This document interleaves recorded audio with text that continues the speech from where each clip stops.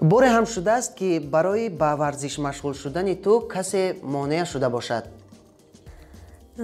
این ورزش است گویم که در ورزش وقتی که اگر که خواهی که مثال یگام جا زخم نبردارد گویم که با ورزش مشغول نمیشه. برای آنکه این ورزشی که من تمرین میکنم من از خردسالی فقط بر ورزشی گویم که وزوین مشغول شدم.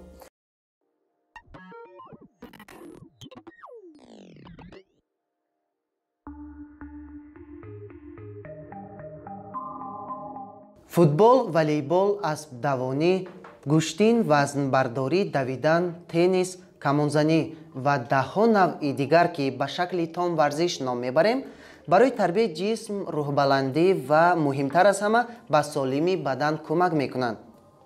намудҳои варзиш зиёданд ва барои машғул шудан ба онҳо танҳо хоҳиш зарур асту бас. мо ҳамасола шоҳиди ғолиби ин ё он варзишгари тоҷик дар мусобиқоти байналмилалӣ мешавему ифтихор ҳам мекунем. албатта ки бохт ҳам ҳаст. дар ин миён бархе аз калонсолон ва ҳатто ҳамсолон намудҳои варзишро ба ҷинсият ҷудо мекунанд. баъзан вақт барои ин самтро интихоб кардани духтарон монеъ пеш меоранду баҳс ҳам мекунанд. салом, фаридун холбоев ҳастам, журналисти Zira Media ва ин аст подкасти маро бишунав.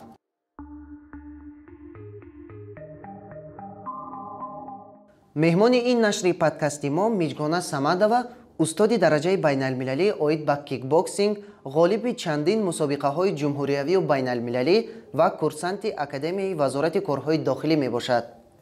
ӯ наздики 14 сол мешавад ки ба варзиш машғул аст ва худро дар риштаҳои гуногун санҷидаасту бурду бохтҳои зиёд дорад.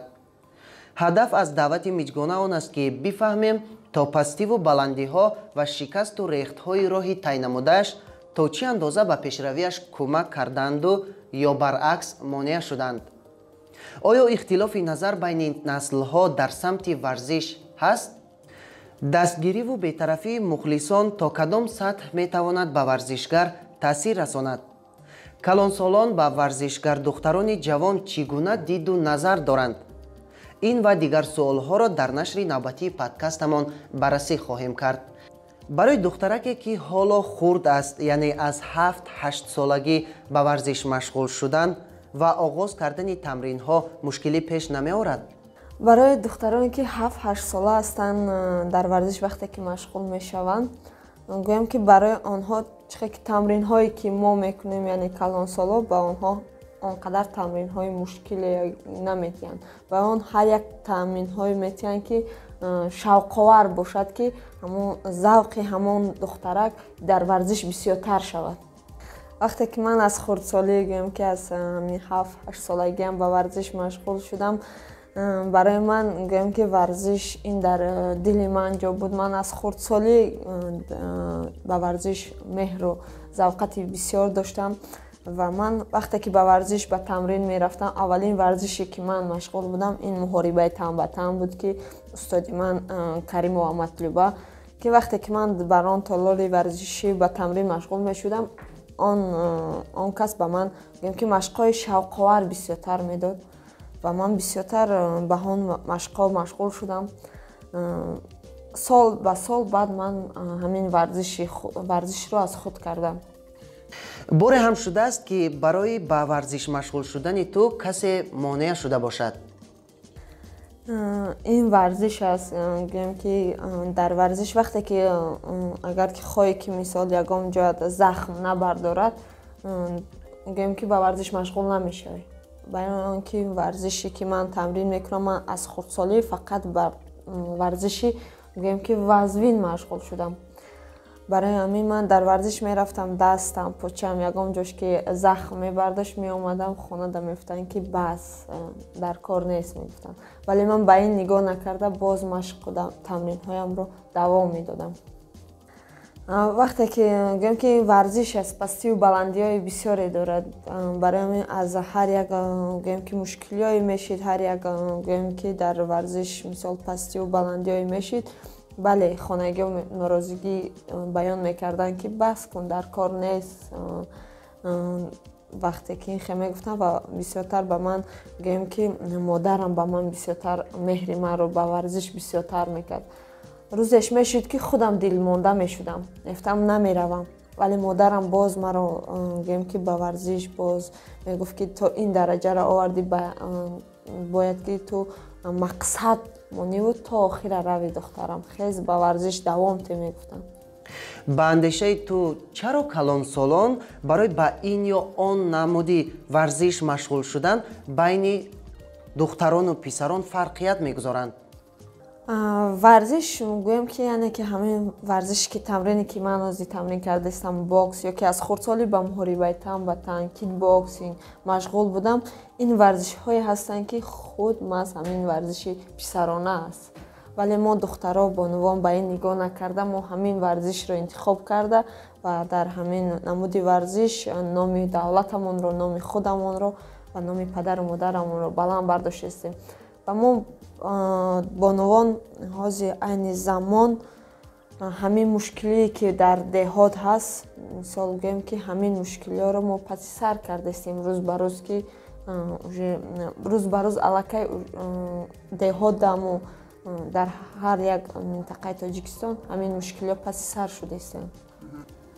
оё дар оилаи шумо баҳсу ақидаҳои нобаробар барои тамрини ту дар варзиш буданд? чӣ гуна ҳамин мушкилиҳоро бартараф кардӣ?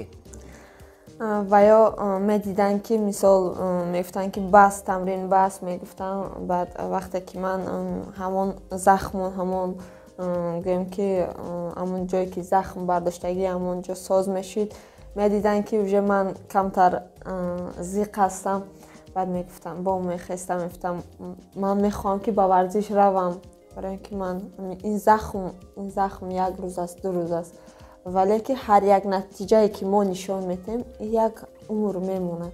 ман ба онҳо ҳамсӯҳбат мешудаму боз машқу тамринҳоямро давом медодам. ба фикри ту намудҳои варзишро аз рӯи ҷинсият фарқ кардан мумкин аст?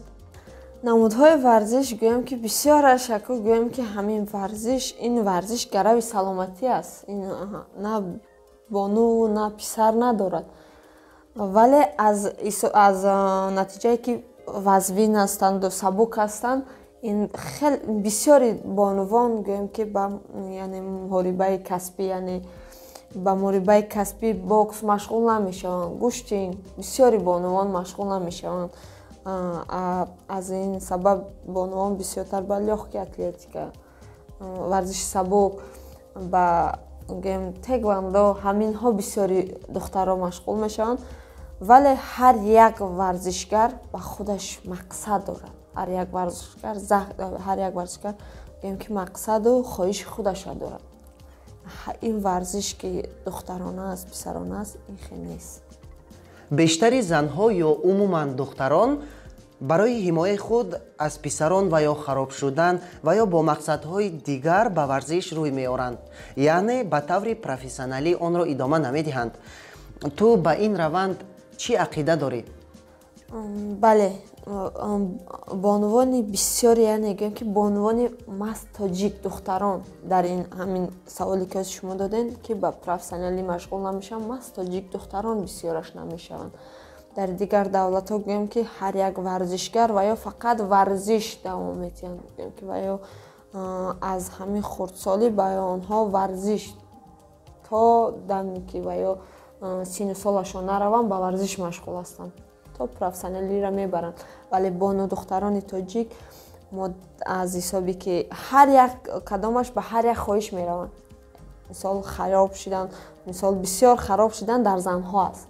занҳое ки ба шавҳар баромадаанд, онҳо мехоҳанд ки худашонро хароб кунанд, вале бонувоне ки ба варзиш машғул ҳастанд ки дар сатҳи ҷаҳонӣ номашонро бароранд, ин бонувон то айни гӯем ки ба шавҳар баромаданашон давом метиҳанд ва ҳастанд ки ба шавҳар мебароянд, шавҳарашон зид нестанд, дар ҳамин намуди варзиш мемонанд рафтан.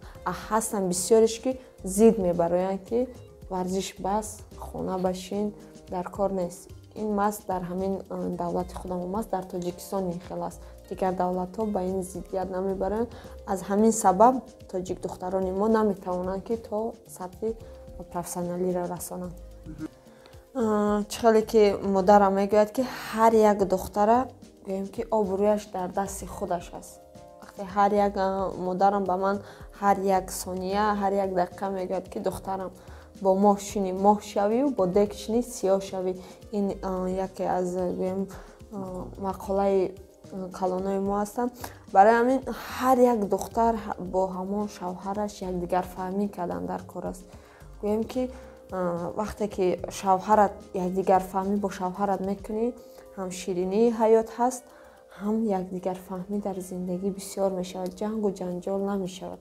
Ва мисол вақте ки бо нодухтаре ки мақсад дорад ки аз ҳамин варзишашро то сатҳи профессионалӣ мегзаронад, бояд пеш аз ба шавҳар баромаданаш ҳар як гапое ки ҳаст расонад. Мисол ман мехоҳам дар оянда баъдан ба шавҳар якдигарфаҳмӣ кунад. маълум мешавад ки бештари вақт дар тамрин ҳастӣ ва таҳсил ҳам мекунӣ. оё модарат барои ёрӣ надодан ба ӯ дар корҳои хона норозигӣ баён намекунад ба ту? Ман аз худам боз хоҳарчаи хурде дорам. Гӯем ки боз хоҳарча дорам, гӯем янга дорам. Барои корҳои хона ҳар як ки мо гӯем ки вақт ҷудо мекунем, ҳар як ки мо корҳои худамон гӯем ки ҷудо кардагӣ ҳастанд. Мисол ман дар академияи вазорати корҳои дохилӣ курси панҷум, факултети дуюм ҳуқуқшинос таҳсил мекунам ва ман аз вақте ки дарс меравам, аз дарс мебароям, ягон коре ки хонада ки ба ман уҳдадор кардагӣ ҳастам, ман он корро мекунаму баъдан ба машқу тамрин машғул мешавам. Бале, вақти ман бисёртар дар тамрин аст. Бисёртар дар тамрин аст вақтҳои ман. Гӯем не он қадар зиддият намекунад. вақте дар мусобиқаҳо мағлуб мешавӣ, ба самти ту суханону луқмапартоиҳо мекунанд? аз ин дар кадом ҳолат меафтӣ? вақте ки дар варзиш мағлуб мешавам, ин варзиш аст. Мағлуб, пирӯзӣ ин аз ҷониби Аллоҳ аст. вақте ки мо мағлуб мешавем, ҳар як одаме ки ба мо луқмабардорӣ мекунад, мо мегӯем ки ҳамон одам як бор ба ҳамин майдоне ки варзишгар мебарояд, дар ҷои ҳамон кас худашро монад, ё ки як бор барояд, баъд мефаҳмад ки варзишгар аз ҳамон одаме ки гӯем ки луқмабардорӣ мекунад, аз он бисёртар мехоҳад ки пирӯзиро ба даст биёрад.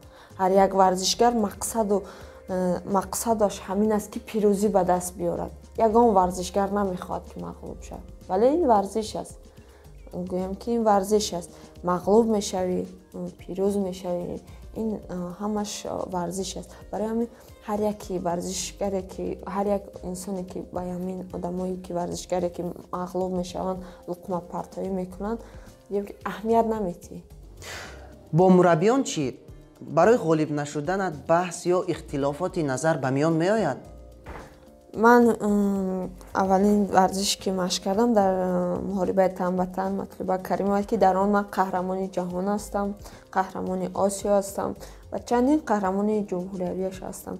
ва ман баъдан 7 сол машқ карда ба намуди теквондо ва кикбоксинг машғул шудам. дар дасти мураббиам Мирсаид Яхяев, президенти Федератсияи кикбоксинг ва теквондои ТФ машғул шудам. дар он тӯли 4 сол машқу тамринҳоямро идома додам ки дар ин тӯли 4 сол ман натиҷаи хеле хуб ба даст овардам дар ин намуди варзиш. ҷоми ҷаҳон дар чемпионати ҷаҳон байни наврасон ҷои сеюм гирифтам. якумин медали тиллоро дар Ашкобод бозиҳои осиёидо ман ба даст овардам ки ин барои ман як ифтихор аст. ин барои ман як гӯем ки номи падару модарам, номи давлатамро ман бардоштам ки якумин медали тиллоро ман ба даст овардам. ин лаҳзаи фаромӯшнашавандаи ман аст. ва ман баъдан ба намуди аз хурдсолӣ орзу доштам ки дар олимпиада баромад кунам. ба намуди олимпия яъне бокс гузоштам ва айни замон ман дар бокс тамрин мекунам ки дар ин бокс ман тавонистам ки ҷоми ҷаҳон ҷои дуюмро гирифтам. و در بازی آسیایی جای سوم رو گرفتم و در آینده باز میخواهم که ما عین زمان با ماه دکبر یعنی چمپیون جهان داریم. از مشق تمرین هایمان رو و تیاری هایمان رو ما به همین چمپیونات جهان دیدیم در ترکیه برگزار میگردد که در این من میخواهم که در همین ماه دکبر که در ترکیه چمپیونات جهان برگزار میگردد بین دختران بانوان من میخواهم که در این نتیجه خوب رو به دست بیارم و نام دولتم رو نام پدر مادرم رو بلند بردارم. هر یک مسابقه که در کیک باکسینگ برآمد میکردم غیر المپی میگفتن از همین سبب من به باکس گذاشتم یعنی به نمود المپی گذاشتم که مشق تمرین هایم رو دوام دادم و میخوام که باز در نمود المپی چی نتیجه که در نمود غیر المپی من اجرا کردم میخوام که در نمود المپی همین نتیجه را به دست بیارم و وقتی که من مغلوب میشدم یا غالب میشدم از جانب استادای من که یگام سخنهای قبیح نمیفهمیدم ولی من در همین نمود من بسیارتر مغلوبم از نمود باکس است. من از نمود کیک باکس محاربه تن به تن من در مغلوب شدگی نیستم. در هر یک مسابقه که میرفتم من با گردن بلند و یک نام بلند برمیگشتم و از نمود باکس که من علاقه نو سر کرده ایستادم یک دو سه مسابقه من مغلوب شدم ولی استادی من همین قدر میگوید که وقتی که به همان میدان میبری فکر مغلوب غالب شدن رو نکن فقط فکر کن که یک گویم که رقابت به نهایت زیبا نشان دهی که هر یک مردمی که تماشا میکنن از همان رقابت تو حلاوت برن. این برای من کفایه است. تو برای من قهرمان هستی. برای همین این هر یک سخنای من همون استادانم و سخنی پدر مادرم است که من تا عین زمان با ورزش مشغول هستم. میجگانا بگو که برای دیگر کردن نظر جامعه نسبت به ورزش مشغول شدن دختران چی باید کرد؟ گویم که عین زمان حاضر ما خیلی گویم که ما از همون فکر و اندیشه تاجیکان ما خیلی دیگرگون شده. سال به سال این فکر و اندیشه تاجیکان ما خیلی گویم که دیگر شده است، خوب شده است. مثال اول گویم که سالهایی که اولی که من با ورزش محاربه تن به تن مشغول بودم دختر نبود. من با پسران قوازمایی میکردم. 4 مسابقه من با پسران است که در آنجا من یکم دوم سوم جا گرفتگی هستم و بعدا سال به سال عین زمان در ورزش بین دختر بانوان بسیار هستند. این هر یک پیشروی همین دولت همون است که سال به سال پیشروی شده است. عین زمان هر یک فکر و اندیشه همون مردم تاجیک دیگر شده است. ورزش اول درجه ورزش برای سلامتی هر یک انسان است. باید هر یک انسان با ورزش مشغول شوند اگر خواهند که سلامتی خودشون و سلامتی جامعه در آینده که خوب نقض شود پس با ورزش مشغول شوند. بعدا برای دختران گفتنی است مثال هر یک دختر بگیم که همون ذوق و شوقتش در دست خودش است. مثال بگیم که دختری که هستن بسیار دخترای هستن که با ورزش محض برای گیم که رقابت کردن یعنی برای نام دولت رو برداشتن نمیبیاین. بسیاری دخترها هستن که هر یک گیم که به هر یک مقصد میبیاین. پس برای همین مثال گیم که مثال پسران و بسیاری آدمان هستن که میگن که دختر چی و ورزشش چی؟ نه، این خطا است. این خطا است. هر یک شخص گیم که ذوق و نیت خودش را دارد. زندگی هر یک شخص گویم که برای همین گویم که مقصد خودش است. باید که هر یک ورزشگری که می شود در پیش خودش مقصد داشته باشد. ورزشگری که مقصد نداشته باشد از آن ورزشگر نمی براید. گویم که ما مقصد میمونیم باید ما در همون مقصدی که موندیم تا آخر رویم. برای همین به دختران گفتنی هستم که وقتی که به ورزش مشغول می شوند وقتی که به ورزش میبیاین مشغول میشوند پس اولین درجه از یاد نبرایند که و یا بانو هستن و یا دختر هستن. бигӯем ки ҳар як коре ки мекунанд, ҳар як варзиш ки истифода мебаранд, аввалин дараҷа фикр кунанд ки ман боно ҳастам, ман духтар ҳастам. барои ҳамин агар ки ҳамон духтаре ки фикр кунад ки ман духтар ҳастам, ман боно ҳастам, мисол фарқияти марду зан аз ҳамин фарқият мекунад ки ин боно, ин писар аз ҳамин тарбияву гапзаниву рафтор фарқият мекунад. барои ҳамин мо мегӯем ки ҳар як боное ки ба варзиш машғул мешавад, бояд ки рафторашро, гуфторашро ҳеҷ вақт фаромӯш накунад ки вай боно аст. чӣ орзу ё нақшаву ниятҳо дорӣ? орзу дорам, аз хурдсолиё як орзу дорам. орзу дорам ки ба бозиҳои осиёӣ, ба бозиҳои олимпӣ баромад кунам. ва ман худо хоҳад ки дар бозиҳое ки 2020 дар бозиҳое ки Токио шуд натонистам, ман орзу дорам ва худо хоҳад ман ният мекунам ва мақсад мегузорам, бисёртар машқу тамринҳоямро зиёд мекунам. дар 2024 яъне дар Париж мешавад, дар ин ҷо ман иштирок кунам. мижгона сипос ки дар подкасти мо иштирок кардиву дар мавриди варзиш ва саҳми духтарони тоҷикистонӣ гуфтӣ. дӯстони азиз, подкасти маро бишунав аз ҷониби журналистони Зирамедия бо мақсади шунидани мушкилоти наслҳо ва имконияти роҳҳои ҳалли ин проблемаҳо омода мешавад. фаромӯш накунед ки ҳар ҳафта рӯзҳои панҷшанбе шумораҳои нави подкасти мо дар платформаҳои Зирамедия дар фейсбуку инстаграм, ютубу телеграм нашру паҳн мешавад. варзиш қосиди сулҳ асту варзишгарон парчамбардорони ватан. мо интизори фикру ақидаҳои шумо ҳастем. фаридун холбоев будам. то подкасти навбатӣ. худо ҳофиз.